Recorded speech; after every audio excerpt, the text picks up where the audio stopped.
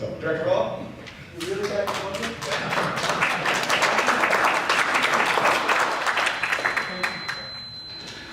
Hello, Morgan Hill. How are you? Welcome here tonight.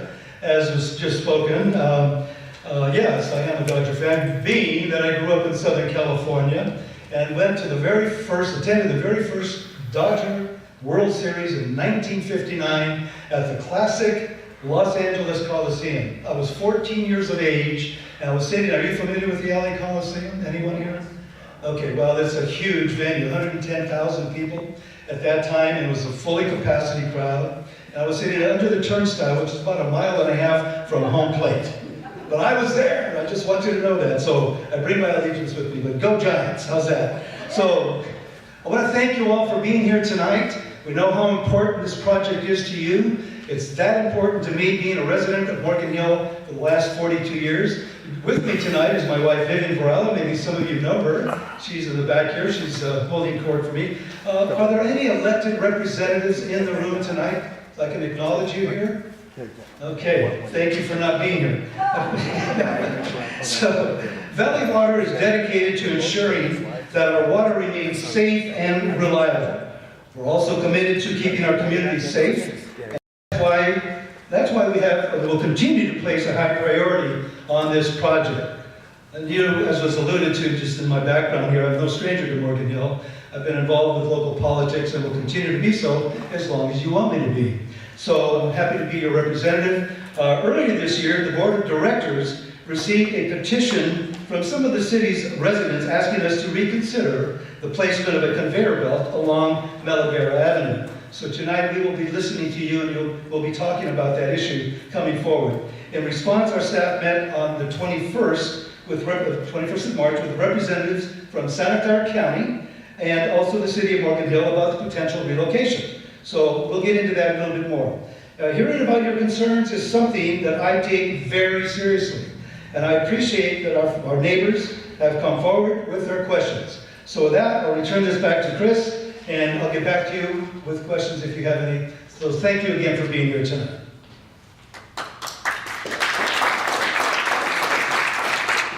Thank you, Director Varela. I'd just like to say that I know that he's put in a lot of time and effort to champion this project, so we do appreciate that support and that continued support. He really is a champion of the community, and we just want to say thank you. At this point, I'd like to introduce a member of the project team. He's the project manager for the district, and he'll be presenting the technical details of this aspect of this project. He'll also be assisted possibly by Rick Hopkins, who's part of our environmental consulting team for questions and answers. And I'd also like to give a shout out to Hamad Gasai, who's our dam safety program manager in the back. Basically, he's Victor's boss. Also make sure that not just Anderson, but all the dams in the county are safe and reliable. Victor. Thank you, Chris. My name is Victor Gutierrez. I'm the project manager for the Anderson Dam Seismic Retrofit. I've been on the project for a little bit over a year, so if I don't know all the exact details and specifics, take a little bit easy on me. We're going to be focusing on three major components issued in the agenda. Our project components, we have key project impacts, and ongoing investigations and sequence studies.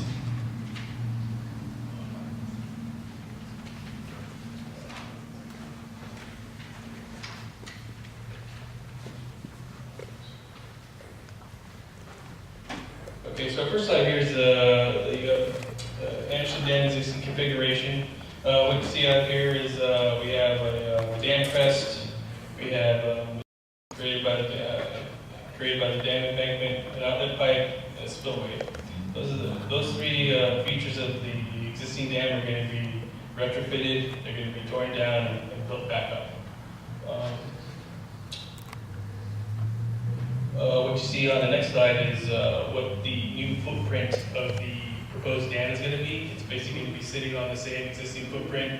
We're going to raise the dam crest about 8 feet, just to incorporate the new increase in spillway wall heights necessary to bring water through the spillway during a probable maximum flood. The high-level outlet pipe is going to be in the low level. The existing existing outlet pipe is going to be replaced by two components, a high level and a low level outlet pipe. They're going to work in tandem to draw down the reservoir after an earthquake renders the dam in an area where it needs to be drawn down so that the population downstream is safe.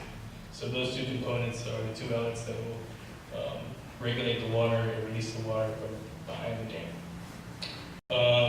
The major component why we're going to be retrofitting the dam is underneath its existing foundations, liquefiable soils that were identified in an investigation that was performed by the district in 2011 and 12, and determined that the soils underneath the existing dam after an earthquake could pose a threat to the public, and the deformation of the dam could draw a major impact and inundate downstream.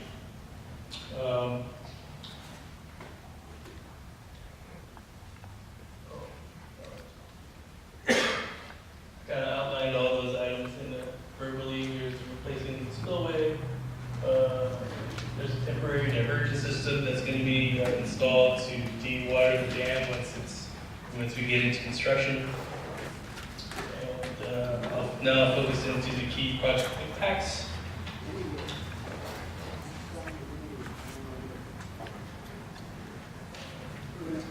So an overview of the impacts to the residents is that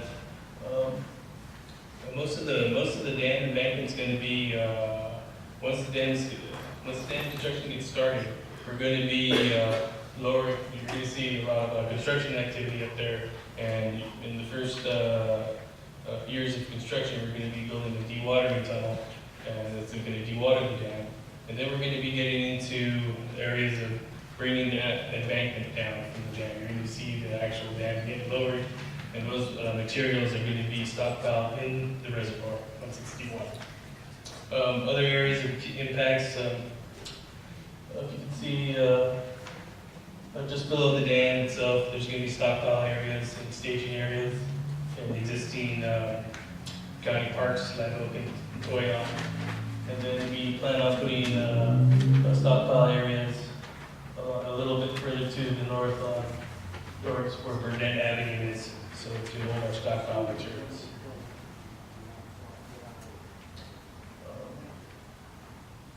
In those areas, you can see I verbally described all those impacts. Here we have the areas where we're talking about where we're going to be stockpiling materials down at Burnett Avenue, and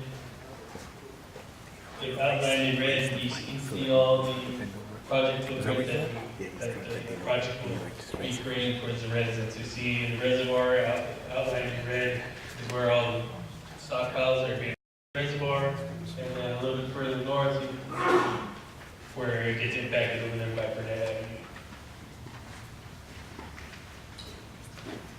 Here you'll see what's going on. Sorry about that, guys. What you see here outlined in blue is the traffic route, which is being planned that will come off of Highway 101 onto Monterey Road and through Burnett Avenue to stockpile our import material. Outlined in red on Cochran Road, where there will be times during construction where we can't get all the import material through the blue area outlined in there, so we have to come down Cochran Road and deliver some import material in that direction.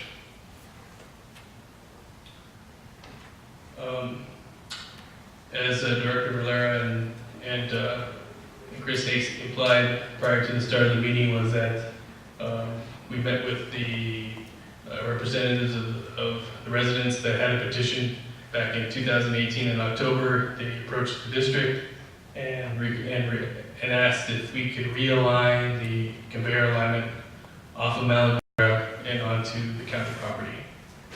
So what you see here, so that alignment there is currently being proposed with the county parks, and we've had discussions as was discussed back in March 2021, and we're currently preparing preliminary conceptual design with the county, and we'll be discussing those ongoing. District is very in a position where they think that we can install that conveyor alignment along along county property to reduce the conveyor alignment and the impacts associated to the residents in that factor. So we are very aware of that issue. We made that change. We listened to the public, and we went out to the county and asked for assistance. This is just a little bit blown up board version of where the alignment's going to be, proposed alignment's going to be.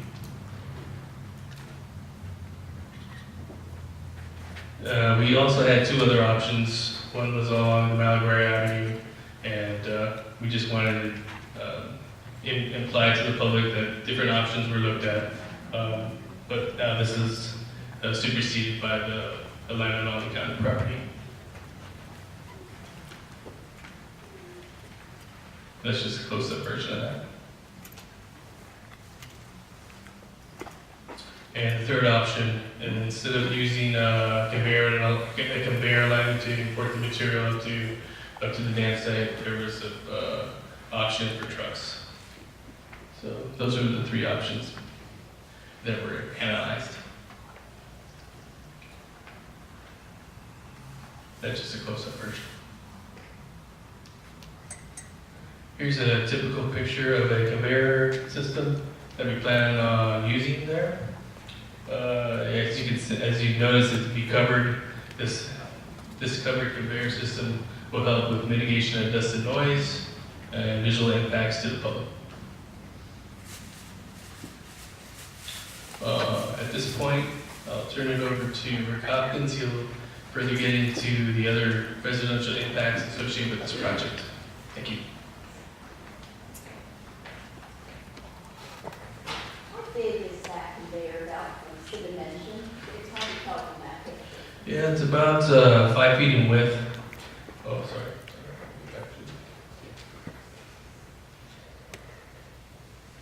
It's about 5 feet to 6 feet in width and maybe 8 to 10 feet in height.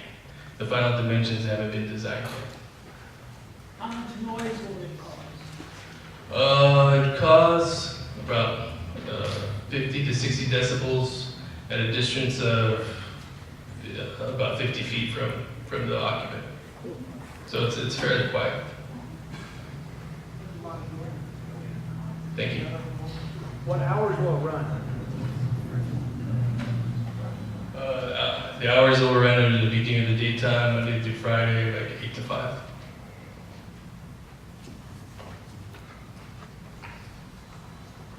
When you talked about the three alternatives, but you didn't tell us where you are on those alternatives. Will that be later in the presentation? So what we've done, we came up with 3 conceptual alternatives. Originally, we were going to go with the Malaguer conveyor alignment, but because of the voice of the residents, we changed that alignment to the county property. And right now, in about 6 to 9 months, we'll develop a feasible concept with the county for their approval and review. Once that's done, we can present that to the public. So the truck option is not the one. That's correct, yes. Thank you. Thank you, Victor. Yeah, I'll carry on with some of the other impacts that will be occurring. But I will say, as a lifelong Giants fan, I did go to the very first game at Pac-Bell Park back when it was called Pac-Bell Park. This is a preseason game, so I was a little more than 14 at the time. So I have street cred.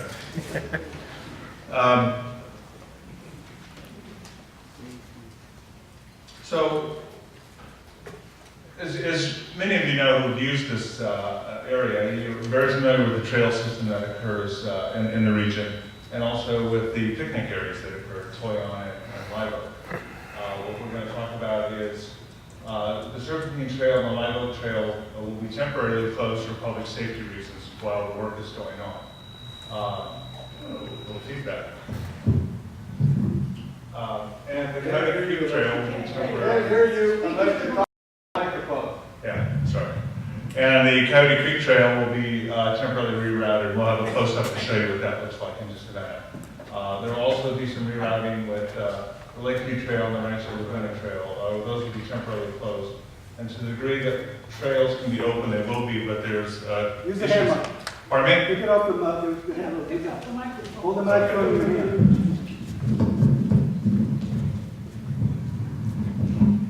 Okay.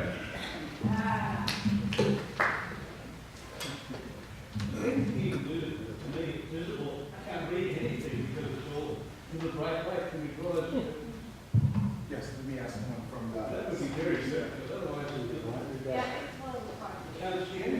Well, he's trying to research that. I'll just talk a little bit about some of the trails. I think, oh, I can't see if we've got a pointer here. There's a lady pointer. I know there's a pointer here, but I can't see how to use it. So anyway, you'll see off to the left there the equestrian trail lot, and the equestrian trail. Okay, thank you. So, oh yeah, here's the equestrian trail now that comes through here, and the nature trail, and then the Coyote Creek bike trail that you see going off this way.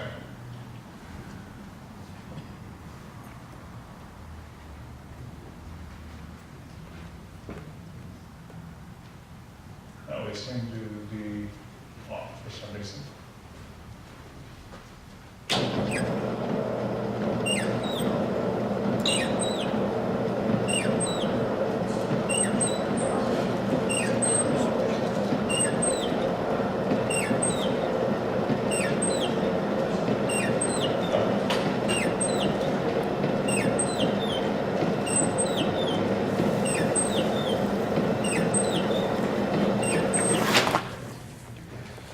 So what we're going to do is relocate the equestrian trail lot right here over to this location here.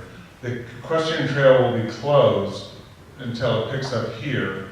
We will be closing the nature trail, and the Coyote Creek Trail will be open, but we'll have traffic controls and hard barriers, again, for public safety reasons. It's not good to mix trucks and people roaming on the trails.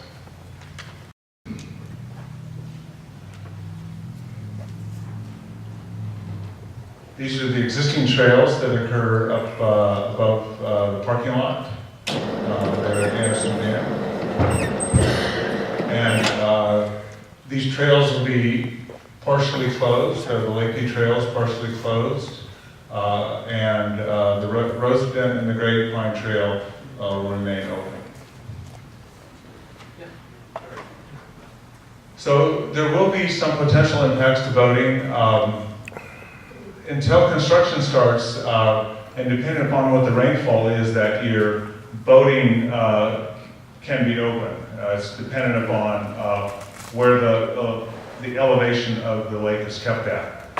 Once construction starts, however, it will be closed for recreation as the water level is going to be drained. And so there won't be water in the reservoir during that period of time once the diversion is put in and the reservoir after the end of year 2 is completely dewatered.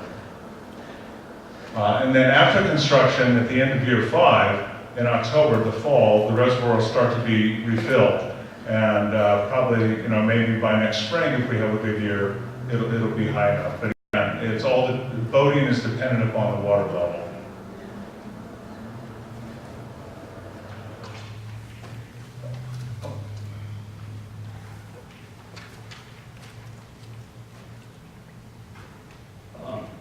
Cochran Road will be approximately closed here for through traffic during the time of construction.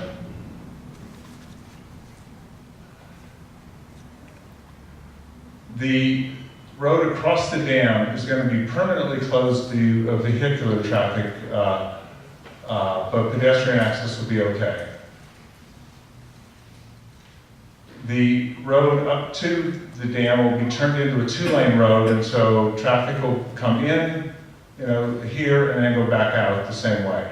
For public safety, FERC does not, and DSOD does not allow or I should say not public safety, but for safety of dams, they no longer allow vehicle traffic to go across dams. So that is a regulatory restriction.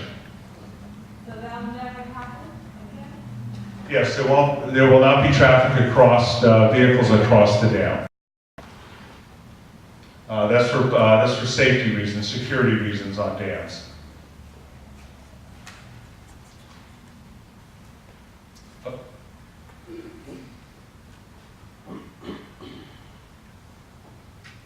What's your projected completion date? I'll let Chris speak to that in a minute after I go through some of these studies. There are a number of ongoing investigations that have been occurring over the last 3 years, and future investigations that will inform the preparation of a draft EIR that will be released to the public for review.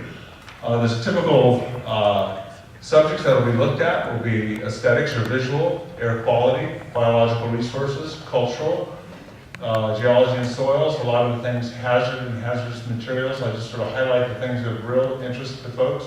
Noise and vibrations, recreation, transportation and traffic, and then we'll also talk about cumulative effects of this project.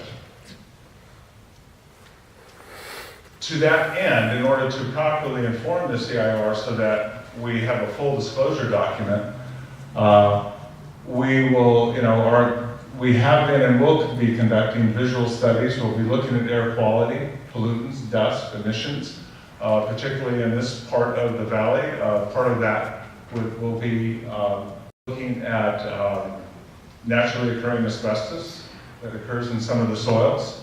We'll be looking at biological resources, wetland delineation we've done. There are important plants that occur along the reservoir that are taken into account, various terrestrial and fish species that, like the steelhead, that are taken into account, and we'll need to have fairly good studies for that. Looking at habitat assessments for all the species. There's a lot of important cultural resources in the region that we'll have to understand to what degree this project will or will not affect those. We're looking at certain known landslides and potential landslides as we dewater the reservoir and continue the work around, of fixing the dam. We'll look at greenhouse gas emissions and energy use. And we'll look at whether or not there's hazardous materials or naturally occurring asbestos, and to what degree this project might increase wildland fires. Can you give an example of the cultural issues?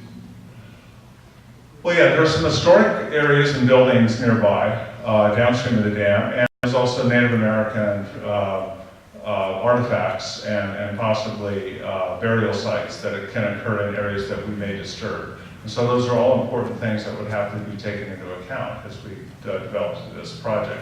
We're working with a group called the State Historic Preservation Office, SHPO, which will help sort of direct how that gets done. And we've also been in contact with all the local tribes and sort of a transparent approach to make sure they're aware of what we're doing and to what degree any of them want to be involved in this project as we're moving it forward, they would participate.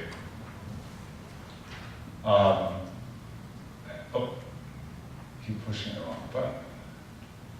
And as people ask the question about noise at the conveyor belt and vibrations, we're not looking just at the conveyor. There will be trucks coming in, as Victor talked about, some of the imported materials that come in that will be have to be stockpiled downstream of the reservoir, and that's what the conveyor is about. So those trucks and the trucks going to the dam, we'll be looking at noise and air quality and emissions from all of that use. Yes. Are you going to be widening Copper Road, or you're going to be closing it eventually? Because that's really narrow.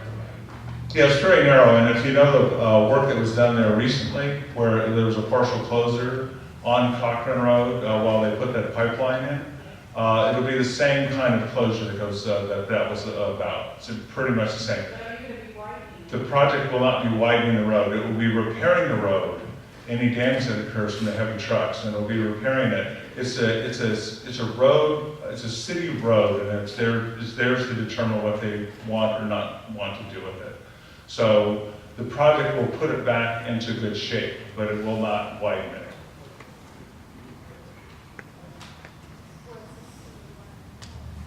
We'll be looking at, both long and short-term impacts to local recreational opportunities that occur in the area. This is a fairly important area for recreation. As we noted, there will be traffic studies that will be looking at how the trucks are coming in down Monterey Highway, going into the Burnett area for the stockpiling, and Cochran Road up to the dam. There's studies to evaluate wastewater treatment facilities, water treatment facilities, et cetera, and how it affects water supply during construction. So as you can see, there's a fairly extensive set of studies that are going to inform the CIR. And with that, I will turn over the last little bit of the presentation to Victor. Excuse me, in terms of the actual restoration of the ecosystem once the project's done, what is being planned? Well, any temporary impacts, there are certainly permanent impacts that come from this project. And there's the Santa Clara Valley Habitat Plan that covers all of the issues for the terrestrial species and the special status plants that occur on the project. And so that dictates exactly how we take care of those impacts through a combination of paying fees to the habitat plan, which they then utilize for restoration in various places, along with, for the Coyote Cenotes, there is ongoing work going on to reestablish some populations of the Coyote Cenotes. And so we already have there's already a plan essentially in place as to how it's dictated how those species are dealt with. Species such as the steelhead, which is not part of that Santa Clara Valley Habitat Plan, are dealt with separately and under negotiations and discussions with the Fisheries Service in terms of how impacts to steelhead would be mitigated or offset over time through various avoidance, minimization, and compensation measures that are part of that process. And those are one of the permits that we'll have to get through next for the steelhead. But there is pretty much a good recipe and an outline for all the other species on how that is accommodated. Thank you, Rick. The next few slides in closing, as associated by, as described by Rick, we're going to be having the archaeological investigations in the reservoir in these areas, where there will be visual surveys for archaeological, as well as downstream from the reservoir, where our project impacts are going to be in the county parks area, the Toyon and Live Oak area, as well as in the stockpile areas north of Burnett.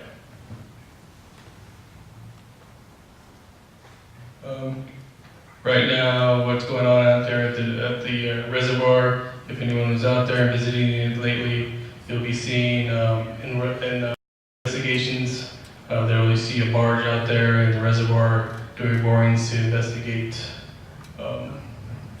in reservoir stockpile areas, replacement of the spillway evaluations.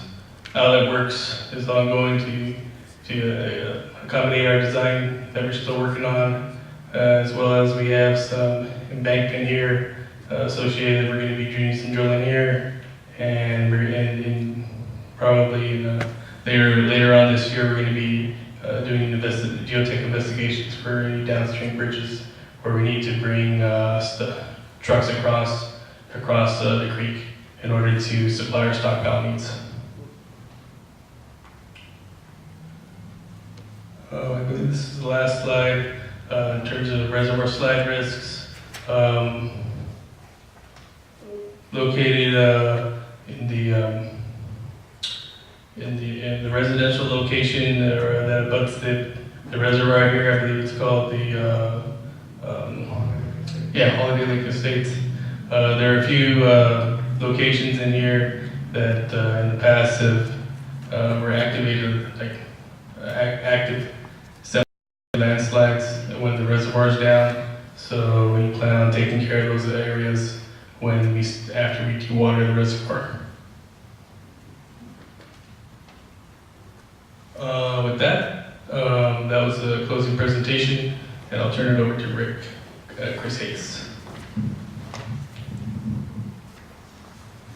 We can put Rick back up here if you guys would prefer. However, before we go into the question and answer session, I think there were some terms that might have been thrown around, which it may behoove you to get some clarity on. Just in general, maybe you all know, and if you do, just stop me. But liquefiable material means that when the ground shakes, the soil that's present basically turns to mush. You can think of it as when you're out on a beach and you're standing on sand and water comes in, your footprint kind of starts to sink. That material becomes very viscous. So it tends to flow, and that's what would happen with the current dam in a major earthquake. Is basically some of the soil will turn to mush, and you get the dam start to sag. I think we talked about a lot of different agencies that are participating. The term NIMS was thrown around, which is the National Marine Fisheries Service. They're the federal arm responsible for compliance with the Endangered Species Act. We're also dealing with the U.S. Fish and Wildlife Service, the California Department of Fish and Wildlife. There are several permits that need to be acquired for the project. The regulator, in terms of a safety perspective, we deal with DSOD, which is the California Department of Safety of Dams. They're through the Department of Water Resources. And at the federal level, because there's a power facility, a power generating facility at the base of the dam, we're dealing with the Federal Energy Regulatory Commission, FERC. So I think those are some abbreviations and terms you might have heard through the process. Just to give you some more feedback, because I think impacts was the main kind of topic of discussion. The conveyor alignment that we're looking at right now is the preferred alignment is to be on county property. We thank the county for working with us to identify what materials would be necessary to make that alignment a reality. As Victor mentioned, we're still in kind of the concept phase. We won't be getting to a feasible and final design until much later in the project. The reason we've gone with a conveyor system in general, be it located on Malaguera or on the county property, is because trucks create more impact. There's noise, there's dust, there's resident impact, safety concerns. So that's why that's listed as alternative 3, but really not our preferred alternative at all. That would be as if for some reason there was a deal breaker in terms of putting a conveyor on the county property, and then the residents were quite vehement that they preferred truck traffic to a conveyor system. Then we would fall back to truck traffic. But realistically speaking, no one likes trucks. They are a nuisance and a hazard, and they destroy the roadways. So we would just like to minimize that use. The material that's going to come through the conveyor system is more of a gravel. It's not a traditional dirt. That's the imported material that is not existing in the dam already. As we take down the dam embankment, the dirt portion of the dam itself, all that material will basically be stored inside the reservoir when it's empty, or in the parking lots to the current parking lots for Anderson Reservoir. The material that's coming in is that new, better draining rock and gravel. So from a dust perspective, it shouldn't be as dusty as normal dirt.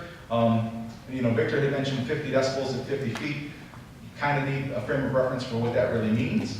A library is generally about 40 decibels. A noisy restaurant is about 60 decibels.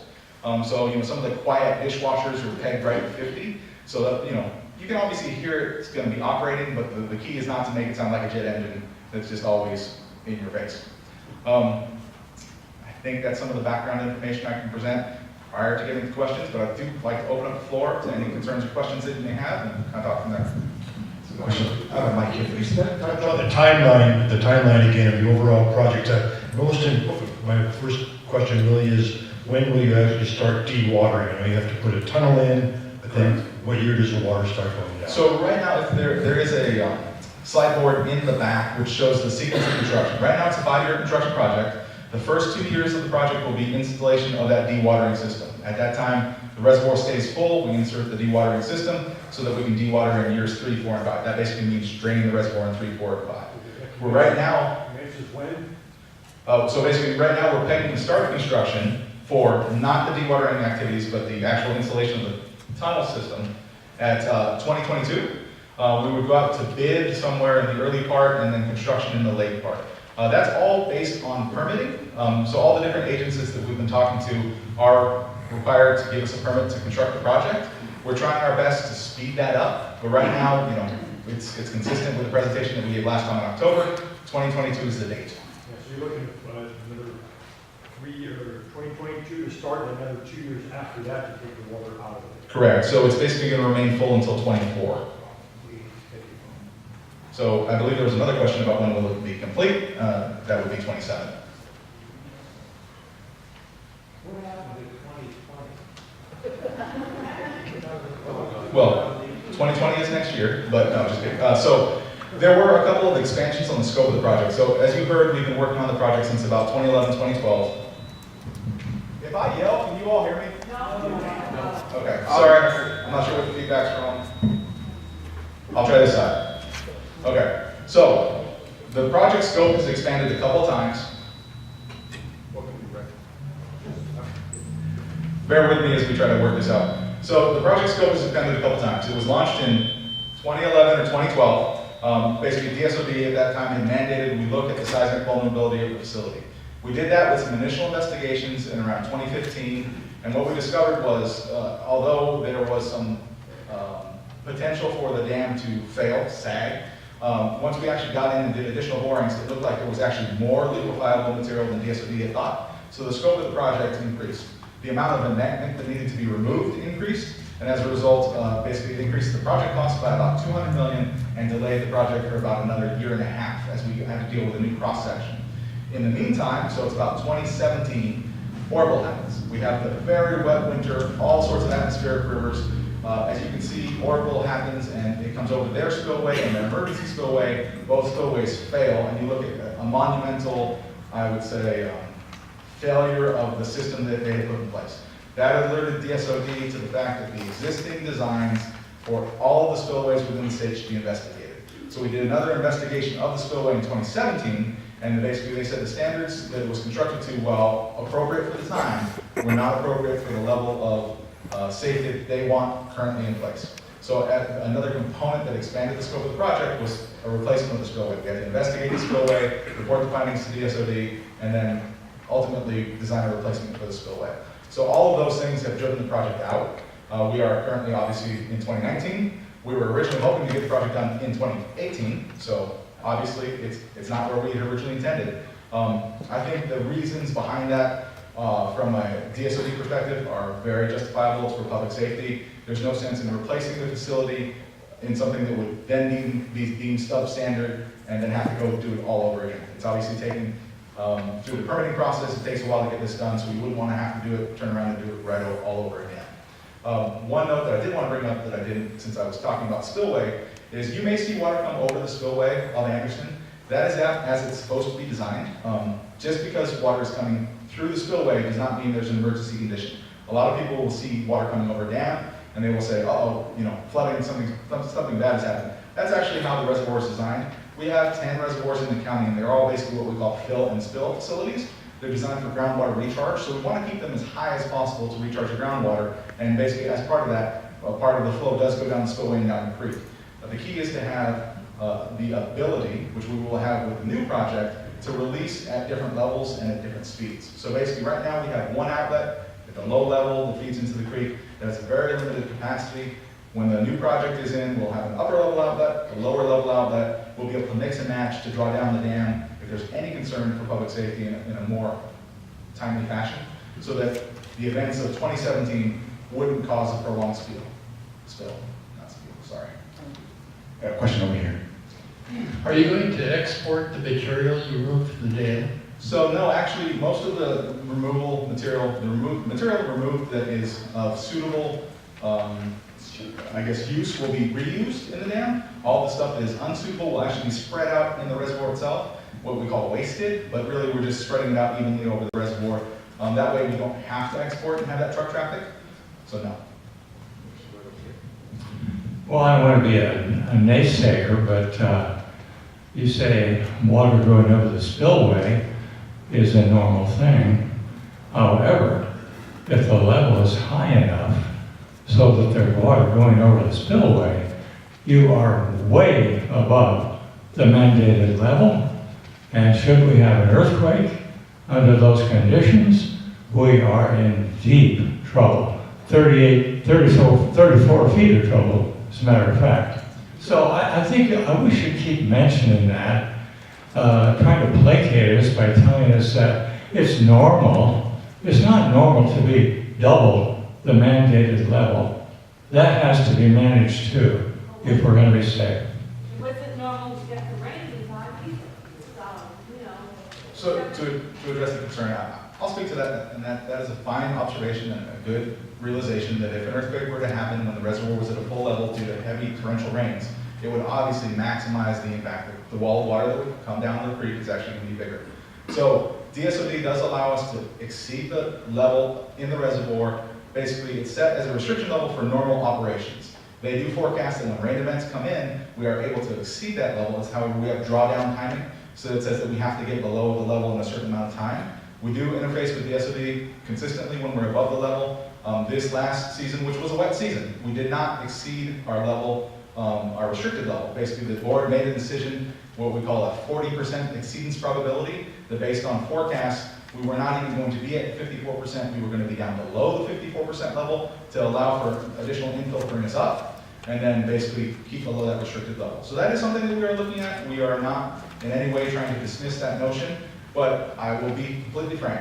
If we got, you know, another storm event like we had in 2017, you know, we can release at full capacity and the dam will still continue to creep up. Now, if we have a rain event like we did in 2017, and then we have a massive, you know, 7.0 earthquake, I mean, you know, we're looking at semi-apocalyptic conditions. You know, when you're looking at everything going wrong at once, you can only do so much to mitigate that. So we're trying to use all prudent reason to attempt to keep the public safe. Oh, okay. I'm the property across from the outlet pipe. Is that going to be any quieter on the new outlet? I will have to punt to either Hamong or Victor as to how the new outlet will function. I know we have additional capacity. Right now it's full open or full closed. So we will have the opportunity to control the flows a little better. But Victor? To answer your question, simply yes. Also, the outlet pipe will be further inland, away from the roadway, so it would help out the noise. Oh, okay. Oh, yeah, well, yeah, the outlet valve's gonna be placed at least another, maybe 80 feet away from more inland, so it'll help you out. Question over here. Was any consideration given to removing the material and bringing in material from the inside out? In other words, why can't we rebuild the dam from inside the dam and build a temporary access road into the dam area, rather than the trucks and the conveyor belt down Coffin? So we've actually done extensive geotechnical investigations to characterize the material inside the reservoir. We will as much of the internal material as we can. We call them RO sites. I think they might be also noted on one of the slides in the back, if not in the slide presentation. So we will be using materials inside the reservoir to rebuild the dam. The concern is we don't have enough of the free draining, well-graded material that we'll be importing to, you know, basically the, I would say, characterization or stratification of the material necessary to have that free draining layer is not typically found just really, you know, you just don't happen to have it in the dam on hand, which is why the import is necessary. But yes, we are trying to maximize minimize the export, maximize the reuse and the borrow sites internal to the reservoir, and then minimize the amount we actually bring in. To just follow-up questions. You say you're putting a new spillway now, you're not changing the height, is that correct? That is correct. The height of the spillway remains the same. We do have walls on the exterior of the spillway that are going to be a little bit higher, so that the water can be more well contained, but the spillway itself is at the same elevation. Which means that the water level of the dam will not change overall maximum water level. Correct. Okay. You also mentioned that in the slides you're going to be taking care of landslides that you think will occur at drawdown. What's your plan to deal with these landslides? Because that's right where I live. Okay.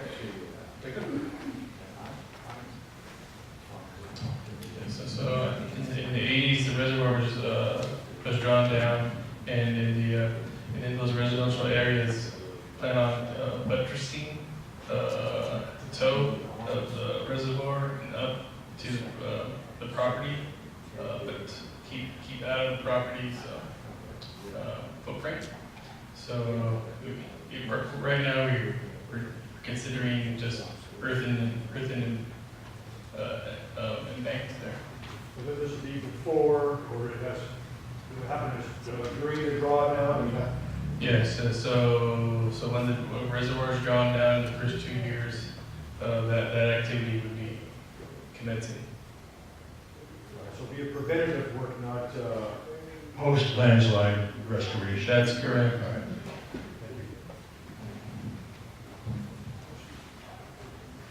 Can you provide any more information on the route, the future route in and out of the dam? Because all you said was 2-lane road.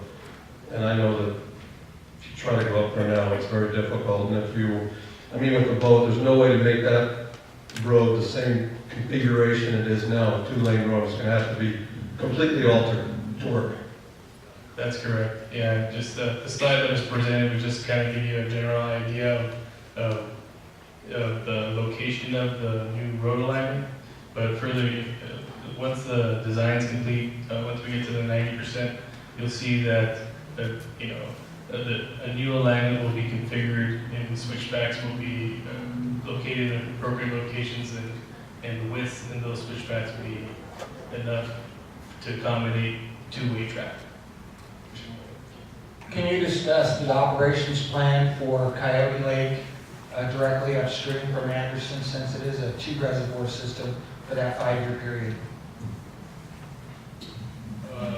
So during the dewatering period, we're going to be keeping, once construction starts and dewatering activities begin in the 2nd year, both reservoirs will be lowered during the remainder of construction, the 3 years.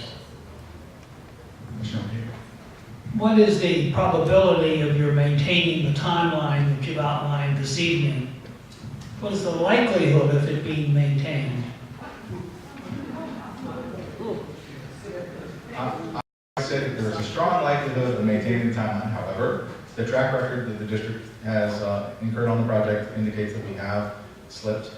So honestly, we are doing everything within our effort. We are actually calling on additional federal participation to help speed along some of the permitting process. For full transparency, the permitting process is the largest variable when it comes to schedule. When we're dealing with the National Marine Fisheries Service, when we're dealing with the California Department of Fish and Wildlife, the Regional Water Quality Control Board, those are the entities that their mandate is water quality, environmental stewardship. Basically, they look not necessarily for the same things the district does, or Valley Water does. So they want to make sure that the project adequately addresses their concerns. So we're in active dialogue with them. We're trying to be collaborative. We've just re-engaged NIMS in some, what I would say, is beneficial and good dialogue. So we're doing everything in our power. If necessary, we will call on federal participation as well as elected officials to help keep us on task and on schedule. So I really can't give you a probability or number. I don't think that would be fair. But we're going to do our best to keep on task. Thank you. So, in reference to timelines, let me give you a timeline. There's a project that you may or may not be familiar with called PL 566. Anybody here in the room know what that project is? Raise your hands. It morphed from PL 566 to the Yagas Creek Flood Protection Authority. That project started in 1954. You do the math. We got the permit 2 weeks ago from the Army Corps of Engineers to begin our Phase 1 project in Reach 4, which is just west of us on Watsonville Road. 65 years, folks. So, when Anderson Dam was built in the 1950s, there were no regulatory groups. There were no fish and wildlife groups that were making certain that they were represented, which they should be. The dam was completed in less than 2 years. Anderson. Other dams throughout the state were also completed in very short timelines. The main partner through all those projects was the Army Corps of Engineers. That's a federal agency. We have federal, we have state, we have the nonprofit organizations, the fish, the wildlife, the habitat.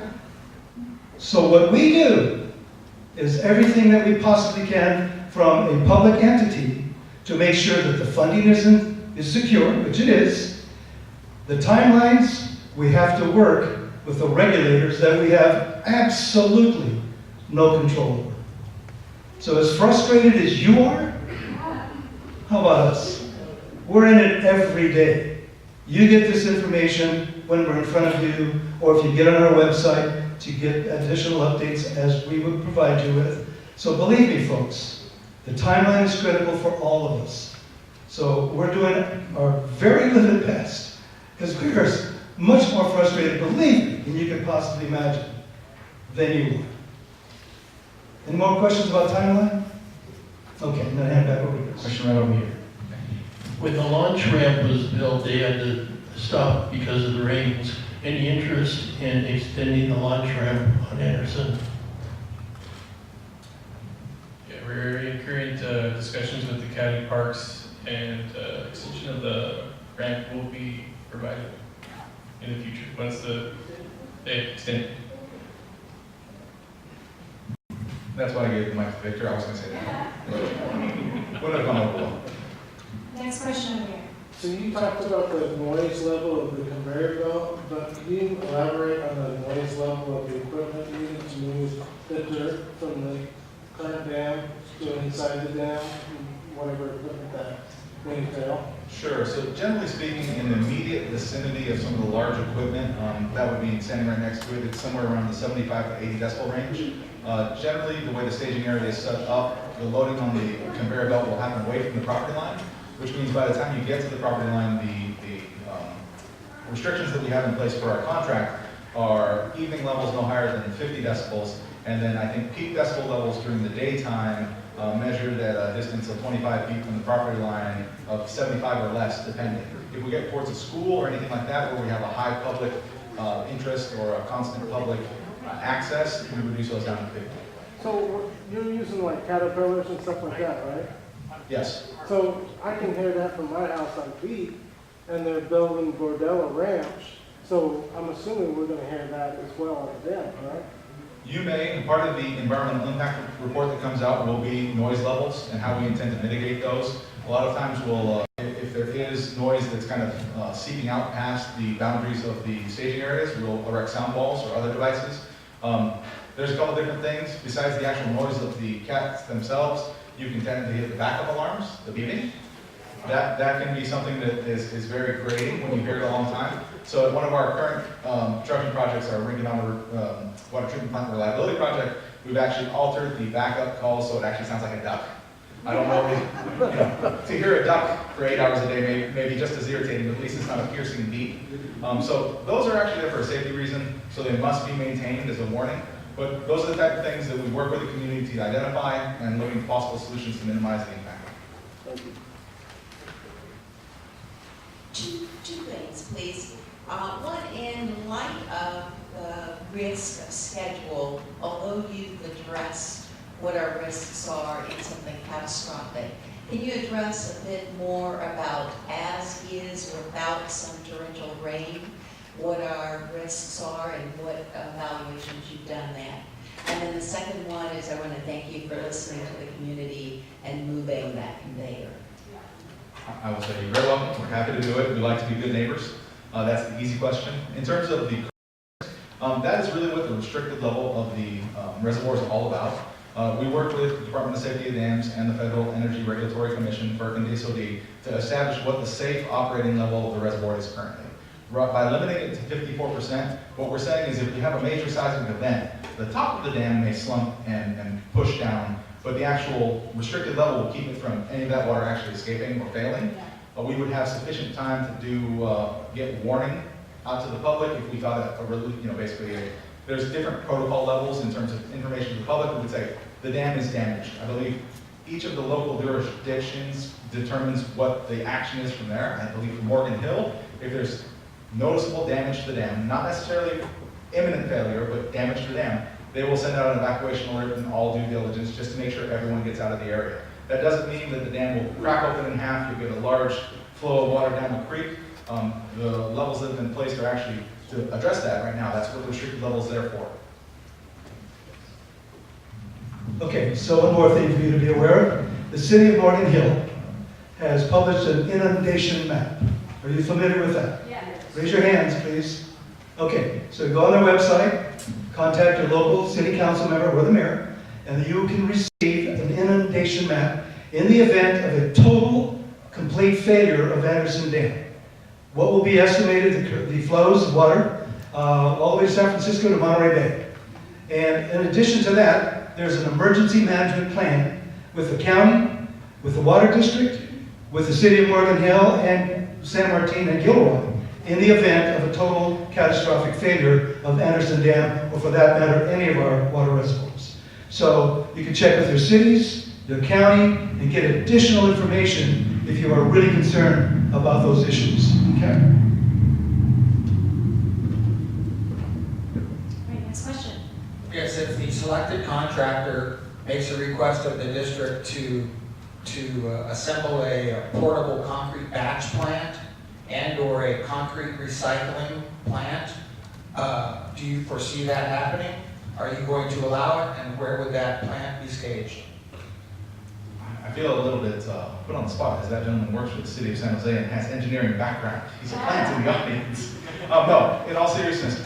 30-year Morgan Hill resident. I know, that's why I didn't say that in advance, but with all due candor, I don't foresee the need for an on-site batch plant. If the contractor did decide they wanted to make that request, we would evaluate it. They have 45 days from the award of the contract to make that request, so we would know upfront what that was. As part of the submission of the request, we would look for them to codify the impacts. If they were above and beyond our EIR, we would probably have to give supplemental notification to the public so that you guys would know that that was happening. But really, in terms of concrete work, I don't feel as though the level of work associated with the dam right now would justify an on-site batch plant. This isn't a concrete dam, it's an earthen dam. So I just don't foresee that as a high probability. Your EIR is not going to consider that option?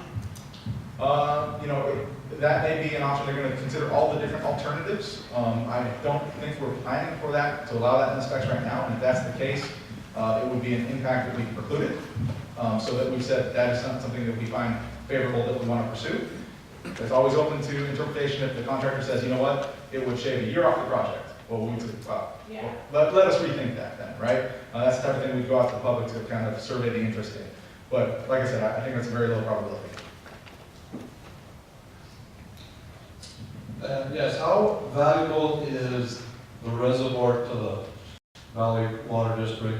And what kind of impact can be seen elsewhere once the dam is down and under construction phase? Like what's going to happen with the water would normally be in there? Is Coyote going to be higher? Is Chesborough Juba's going to be higher? So forth, so on. So right now, I mentioned we have 10 reservoirs in county that are all basically for groundwater recharge.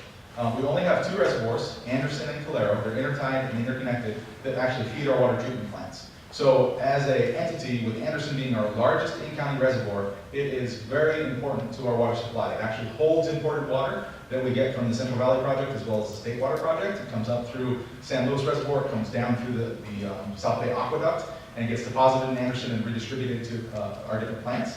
So it is a critical feature of our infrastructure. That said, basically the connecting reservoir Calero is much smaller in size, but it does give us the same opportunity to distribute water out of that reservoir into the treatment plants. So those two act in tandem for that flexibility. So even though Anderson will be down, as long as Calero is up, we will have a limited water supply. In addition, coming to the planning phase, I don't know if you guys have been aware of this, we sent out a lot of flyers about water conservation. Our groundwater basin is completely full. We're at capacity, and it was almost close to capacity after we were coming out of our drought. So basically, in the last year of the drought, we were at a very good level. So the importance of Anderson is in the long-term operation of water supply to the district. We are able to kind of take a bump where we don't have that water supply available, and basically we're already at restricted capacity, just a little over half, right? So we're not getting that 90,000 acre feet we normally would. We're down at 50, 54, 40, depending on this time of the year. So basically, because the reservoir will only be empty for 3 years, we will make the proper water supply adjustments to make sure that there's no impact to the community. Yeah. Question over here. And as a backup to that, if you haven't heard, we have another dam that we're working on as we speak currently. Last year, the Water District applied for Prop 1 money from the state of California, Division of, what is it? Department of Water? California Water Commission? Thank you, California Water Commission, which was a proposition that was put on the ballot and we all voted for it and it passed. It put a fund of money for above-ground storage facilities. Water District was one of 11 applicants that went in for funding. We were the top group that received funding. Almost $500 million for a project that is close to a little over $1 billion in cost. We're doing our feasibility studies as we speak, our land acquisition. The Prop 1 advisory group also awarded us a grant of $29 million to do the feasibility. So if you're not familiar with this, Pacheco Reservoir right now exists. It's approximately a 6,000 acre-foot swimming hole. It was built around 1910 for South Santa Clara County and North San Benito County for water supply, as was Anderson at that time in the 1950s. If you recall, this area was typically all agriculture, all farming, as far as you could see, as far north as you can see. This was the Valley of Heart's Delight. So most of the reservoirs that were built back in those eras were all water supply. This dam that we're looking at is going to be 140,000 acre feet in water capacity storage.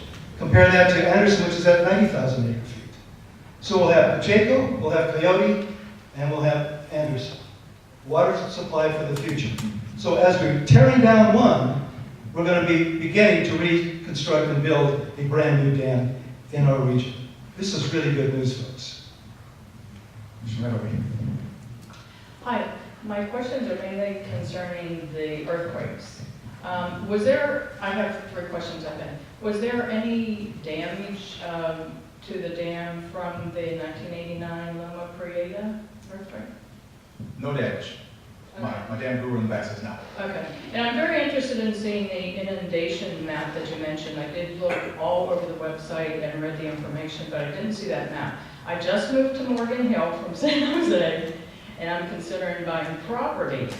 So I would like to know, what size earthquake are you really afraid of? And where is the water, let's say it's the worst case scenario, where does the water cascade over the dam, and how far west does it go? So the inundation map is the best place to get that information. I think we've made reference to it a couple times. Worst case scenario, the dam is completely full, we're above restriction. We have a catastrophic failure. There's a 30-foot wave of water that actually travels both north and south. It's typically not the way it works, but because of the location of the reservoir, it's basically traveling south all the way to San Francisco Bay along Coyote Creek, inundating the areas that are in the immediate vicinity of the creek, and heading back up Pajaro out to Monterey Bay. So the inundation, without a visual of the inundation, it's kind of hard to really describe that. I think the other question you would ask is, what type of an earthquake are we afraid of? It's not a question of fear, it's a question of what is the maximum probable earthquake for the design of the facility. I believe, are we at 7.8? 75. We're designing for a 7.25 earthquake, which is larger than Loma Prieta, it's larger than Northridge.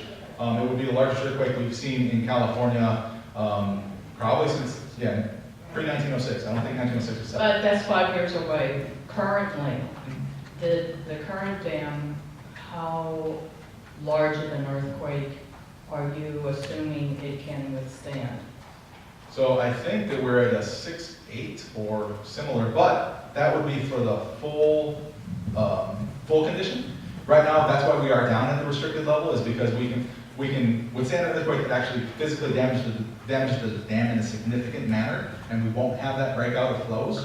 And that's basically what the restricted level is all about, is to minimize the potential life safety issues. So I think at this point, we're in a fairly good position to weather a large earthquake. As you heard, we weathered Loma Prieta, which was significant. I believe that was 6.8. But yeah.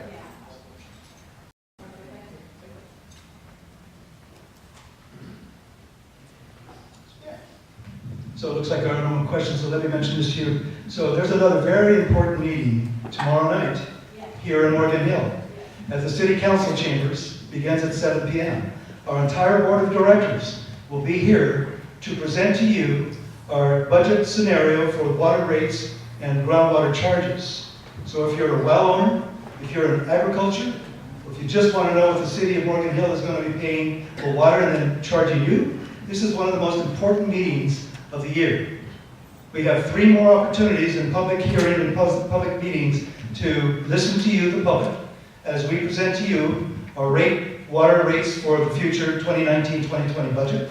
And we will have our budget workshop on the 22nd through the 24th through the 26th. And then in May, we adopt the budget. So if you're interested to learn about your water charges, why they are what they are, and what our plans are for the future, this is a very important meeting for you to be, so I invite you to be there. And I want to personally thank you for being here tonight. You're very engaging. Tell your neighbors. We will post you in the next meeting, and please drive safely, and thank you for being here tonight.